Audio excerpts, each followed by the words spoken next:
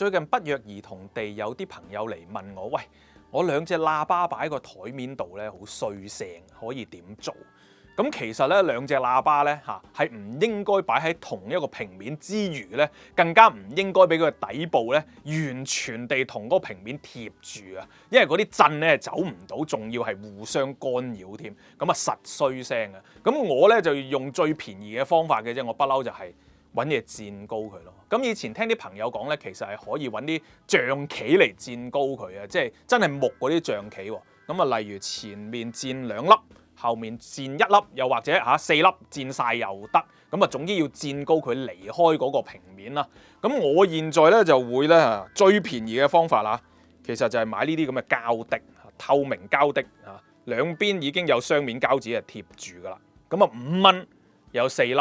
咁我每隻喇叭啦就用3粒嘅啫嚇。咁好似我呢個35A 咁啊，前面黐2粒，後面黐1粒，咁啊已經可以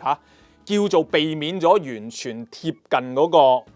平面啦，同埋可以減震噶啦。個聲音咧已經會有明顯嘅改善。咁你諗下，兩包5蚊都係講緊10蚊啫，係咪？咁我試過去幾個朋友嘅屋企，即係送個35A 上去嘅時候，知道佢原來係冇用腳架嘅，就咁擺喺個電視櫃